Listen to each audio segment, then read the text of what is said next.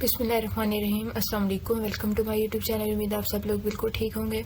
आज की वीडियो में हम लोग करेंगे CS312 final term preparation important module हम लोग डिस्कस करेंगे। इसका पार्ट 1 अपलोड कर दिया जिसमें 12 और 13 मॉड्यूल हमने डिस्कस किया था। आज की वीडियो में हम लोग 14 से स्टार्ट करेंगे। तो इसमें जो इम्पोर्टेंट क्वेश्चन टॉपिक जो लेक्चर का नाम है वो डीमोरलाइजेशन है, और इसमें जो इम्पोर्टेंट क्वेश्चन है वो है what is denormalization and why it used in database. के डीमोरलाइजेशन क्या है और इसको हम क्यों डेटाबेस में यूज करते हैं। तो मैं फर्स्ट है demoralization. First definition of demoralization is the process of combining normalized table into fewer table by introducing redundancy in to improve database performance। कि जो डीनॉर्मलाइजेशन होती है ये ऐसा प्रोसेस होता है जिसमें हम जो टेबल नॉर्मलाइज्ड होते हैं उसको हम फ्यूवर टेबल में इंट्रोड्यूस कराते हैं ताकि रेडुडेंसी भी कम हो, इंट्रोड्यूस हो, और जो डेटाबेस है वो अच्छा परफॉर्म करे। It involve reversing some of normalization step to reduce the complexity of queries and improve read operation. इसमें ये भी रिवर्सिंग भी इन्वॉल्व होती है नॉर्मलाइजेशन स्टेप में, जिसके थ्रू जो कम्प्लेक्सिटी होती है वो रिड्यूस होती है क्यूरीज की, और जो रीड ऑपरेशन होते हैं वो भी इम्प्रूव होते हैं। उसके बाद ये यूज़ क्यों होता है, तो फर्स्ट जो इसका यूज़ है to reduce the number of join operation in queries which can be computationally expensive.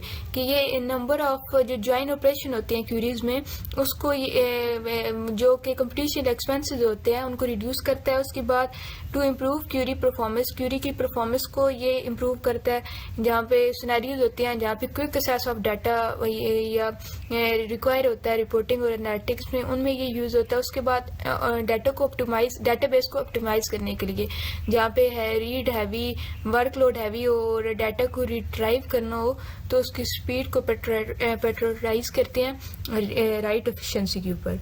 उसके बाद जो हमारे पास सेकंड क्वेश्चन है इस मॉड्यूल में से ये लेक्चर में वो है explain the trade off between normalization and denormalization. Trade off आपने नॉर्मलाइजेशन और डीमोरलाइजेशन में आपने बताना है।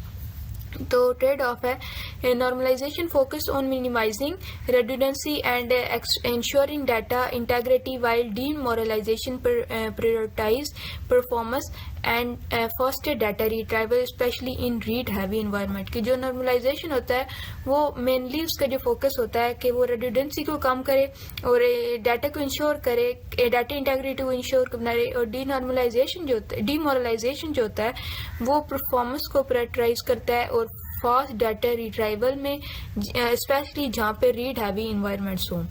तो ये ट्रेड ऑफ का था नॉर्मलाइजेशन और डीमोरलाइजेशन में। आगे जो हमारे पास है describe scenarios where denormalization improves performance.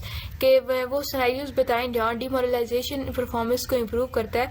तो फर्स्ट जो हमारे पास होगा वो data warehousing and reporting होगा। तो डाटा वेयर हाउसिंग में क्या होता है, when database are used for analytics और business intelligence, denormalization speeds up queries by providing pre join table. कि जब डेटाबेस होता है वो एनालिटिक्स में यूज होता है, ये बिजनेस इंटेलिजेंस में यूज होता है। तो डीमोरलाइजेशन जो होती है वो क्यूरीज को स्पीड अप करने के लिए और प्री ज्वाइन टेबल्स प्रोवाइड करने के लिए यूज होती है। अब इसकी एग्जांपल क्या है, कंबाइनिंग सेल्स, उसके बाद कस्टमर हो गए, प्रोडक्ट की डिटेल होगी, इन सबको एक सिंगल टेबल में फास्ट रिपोर्ट जनरेशन के लिए हम डीमोरलाइजेशन का इस्तेमाल करते हैं। उसके बाद हाई परफॉर्मेंस एप्लीकेशन में इसका यूज होता है। तो application requiring low latency response such as e-commerce और social media platform benefit from denormalized structure to serve user request quickly. कि जो एप्लीकेशन होती है जहाँ पे लो लेटेंसी रिस्पांस हो, जैसे कि ई कॉमर्स होगी या सोशल मीडिया प्लेटफॉर्म्स हो गए, इनको बेनिफिट करने के लिए डीमोरलाइज स्ट्रक्चर को सर्व किया जाता है ताकि यूजर रिक्वेस्ट क्विकली के जो यूजर होता है वो क्विकली रिक्वेस्ट कर सके। जैसे कि एग्जांपल इसकी है frequently assess product detail, for example price and name directly in an order table. कि एक फ्रीक्वेंटली असेस्ड प्रोडक्ट की डिटेल हो एक टेबल में जिसमें उसका नाम और प्राइस गिवन हो। उसके बाद है caching data from read heavy workload, कि कैश जब हम डाटा को एक रीड हैवी वर्कलोड से कैश करें तो कैशिंग किस तरह करेंगे। When a database is optimized for reading rather than writing, denormalized reduce joins enabling faster data retrieval। कि जब एक डेटाबेस ऑप्टिमाइज होता है रीडिंग के लिए rather than writing, तो denormalized जो होता है वो जॉइंस को रिड्यूस करता है और फास्टर डाटा रिट्राइवल इसमें होती है। और इसमें अब जो एग्जांपल आएगी इसमें वो है storing aggregated sales data in a single table to avoid calculating it dynamically. के एक स्टोरिंग एक एग्रीगेटेड सेल्स डाटा को आप स्टोर करें सिंगल टेबल में ताकि जो डायनेमिकली कैलकुलेटिंग हो उसको हम अवॉइड कर सकें। उसके बाद रियल टाइम सिस्टम में भी इसका यूज होता है। तो रियल टाइम सिस्टम में क्या होता है, system that prioritize speed over storage efficiency such as recommendation engine और dashboard often use denormalized tables to deliver result instantly। कि ऐसे सिस्टम जहाँ पे स्पीड को प्रायोरिटाइज किया जाता है स्टोरेज के ऊपर या उसकी एफिशिएंसी के ऊपर, तो इस तरह की जो रिकमेंडेशन होती हैं इंजन्स की या डैशबोर्ड्स की उनको डीनॉर्मलाइज किया जाता है टेबल्स के थ्रू ताकि रिजल्ट को डिलीवर किया जा सके। अब एग्जांपल में इसका आता है कि यूजर एक्टिविटी को आपने कंबाइन करना है लॉग और प्रोफाइल डाटा के साथ फास्टर रिकमेंडेशन में। इस चैप्टर में जो आपके इंपॉर्टेंट एमसीक्यूज हैं वो फर्स्ट एमसीक्यूज हमारे पास, which of the following is the primary goal of डीमोरलाइजेशन।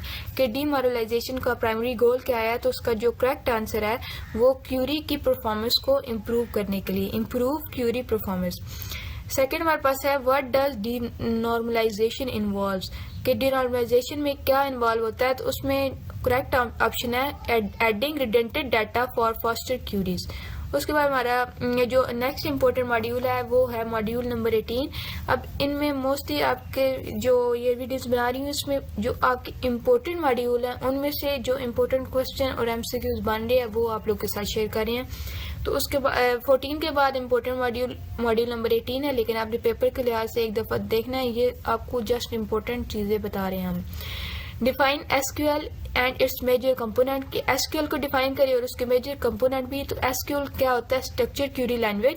ये एक स्टैंडर्ड लैंग्वेज है जो कम्युनिकेट करती है रिलेशनल डेटाबेस के साथ, और इसका काम क्या होता है कि ये मैनेजिंग करती है, क्यूरिंग करती है और मैनिपुलेटिंग स्ट्रक्चर डाटा को मैनेज करा, क्यूरी करना और उसको मैनिपुलेट करना इसका काम होता है।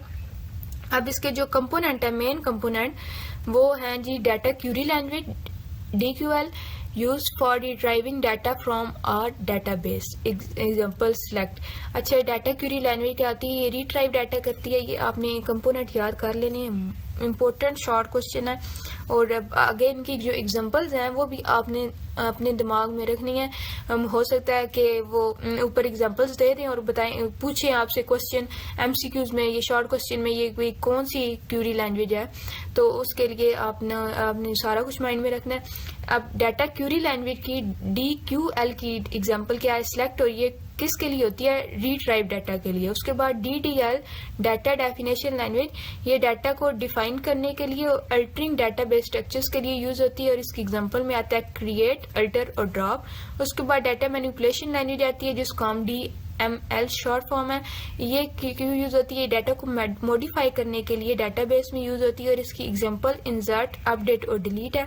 उसके बाद DCL है डाटा कंट्रोल लैंग्वेज, और ये यूज होती है मैनेज करने के लिए यूजर की परमिशंस को, और इसकी एग्जांपल में आता है ग्रांट और रिवोक। उसके बाद जो इसकी लास्ट है वो है ट्रांजैक्शन कंट्रोल लैंग्वेज TCL, और ये क्यों यूज होती है, use for managing database transaction, database की ट्रांजैक्शन को मैनेज करने के लिए यूज होती है, और इसकी एग्जांपल क्या है, कमिट और रोल बैक। आपने इनकी एग्जांपल्स मस्ट ध्यान में रखनी है क्योंकि ये आपकी एमसीक्यूज में मोस्टली आती हैं। उसके बाद जो नेक्स्ट क्वेश्चन हमारे पास, explain the role of select, insert, update and delete command. कि अब ये जो कमांड है सिलेक्ट, इंसर्ट, अपडेट और डिलीट, अब आपने इनका फंक्शन बताना है। तो जो फर्स्ट हमारे पास सिलेक्ट है वो किसके लिए यूज होती है, रिट्राइव डाटा के लिए, एक टेबल से दूसरे टेबल, एक से ज्यादा टेबल से डाटा रिट्राइव करने के लिए सिलेक्ट कमांड यूज होती है। इसकी एग्जांपल क्या है कि select name age from student where age less than 18। के आप नेम को और एज को सिलेक्ट करो स्टूडेंट टेबल से जहाँ पर एज जो है वो ग्रेटर देन 18 है। उसके बाद इंसर्ट है। इंसर्ट क्यों यूज़ होता है? ये न्यू रिकॉर्ड्स को टेबल में ऐड करने के लिए यूज़ होता है। और अब इसकी जो एग्जांपल है वो है insert into student name age values John 20 की आप इंसर्ट करो स्टूडेंट के टेबल में नेम और एज, और वैल्यूज क्या है जॉन, नेम क्या है जॉन और एज क्या है 20। उसके बाद अपडेट की होता है ये जो अब आपके पास एग्जिस्टिंग रिकॉर्ड है उसको मॉडिफाई करने के लिए हम अपडेट का यूज करते हैं। तो इसकी एग्जांपल क्या होगी? Update student set age 21 where name is equal to John, कि अपडेट करो स्टूडेंट टेबल में सेट में एज 21 जिसका नाम where name is equal to John. अब डिलीट क्यों यूज होता है? Delete is use to remove record, कोई भी रिकॉर्ड टेबल से रिमूव करने के लिए हम डिलीट का यूज करते हैं। और इसकी एग्जांपल क्या आएगी? Delete from student where age less than 18, के स्टूडेंट के नेम डिलीट कर दो जहां पर एज लेस देन 18 हो। उसके बाद जो नेक्स्ट क्वेश्चन है वो हमारे पास बनता है वो है how does the where clause help filter data, कि वेयर क्लॉज किस तरह डाटा को फिल्टर करने में हेल्प करता है। The where clause is use to filter record based on specific condition allowing only those rows that meet the criteria to be included in the result set. It can be used with select update delete and other SQL command, के जो where clause है वो records को filter करने के लिए use होता है जो कि एक स्पेसिफिक कंडीशन पे बेस करें और अलाउ करता है those rows that meet the criteria, two rows को मीट करे क्राइटेरिया में और रिजल्ट सेट करे। इसमें जो कमांड्स यूज होती हैं वो सिलेक्ट अपडेट डिलीट होती है और अदर एसक्यूएल कमांड भी इसमें यूज होती हैं। एग्जांपल में क्या आता है? ये रिट्राइव डाटा स्पेसिफिक डाटा को रिट्राइव करने के लिए यूज होता है, जैसे कि सिलेक्ट फ्रॉम एम्प्लॉयज। आप सिलेक्ट करो किधर से? एम्प्लॉयज में, जहाँ पे where department is equal to HR department में से आप सिलेक्ट करो एम्प्लॉयज को, और this retrieves only employees in HR department. और ये जब ये आप स्टेटमेंट पास करोगे तो ये सिर्फ HR डिपार्टमेंट के एम्प्लॉयज को रिट्राइव करेगा। उसके बाद अपडेट सिलेक्टेड रोज को भी किस तरह अपडेट करेगा वेयर के थ्रू? तो update employees set salary is equal to salary where department is equal to sale. इससे ये होगा कि आपकी जो सैलरी इंक्रीज होगी वो सिर्फ सेल्स डिपार्टमेंट की होगी, वो भी 10%, क्योंकि आपने वेयर क्लॉज का यूज किया है। आप अगर किसी भी स्पेसिफिक रिकॉर्ड को डिलीट करना हो तो उसके लिए भी हम इसका यूज कर सकते हैं, जैसे delete from orders where order date आपने डिलीट कर दे। इससे जो आपके ऑर्डर होंगे जो 2023 की जनवरी 1 से पहले प्लेस हुए बिफोर प्लेस हुए होंगे वो उनको रिमूव कर देगा। उसके बाद जो इसमें में से इम्पोर्टेंट MCQs हैं वो है कि which SQL keyword is used to retrieve unique values, के कौन सा एसक्यूएल का कीवर्ड है जो यूनिक वैल्यूज को रिट्राइव करने के लिए यूज हो, तो वो करेक्ट आंसर डिस्टिंक्ट है। उसके बाद है which command is use to remove all rows from a table, के कौन सी कमांड तमाम जो रोज हैं उनको रिमूव करने के लिए यूज होती है कॉलम में से, तो वो रिमूव की कमांड है, फोर टर्कुनेट की कमांड है। ठीक है, तो ये थे आज हमने इसमें से 2 लेक्चर कवर किया। इंशाल्लाह जो नेक्स्ट अगले मॉड्यूल है वो हम नेक्स्ट वीडियो में कवर करेंगे फाइनल टाइम प्रिपरेशन के पार्ट 3 में। उम्मीद है आपको वीडियो अच्छी लगी होगी। वीडियो अच्छी लगी है तो लाइक करिए, चैनल को सब्सक्राइब करिएगा। अल्लाह हाफिज।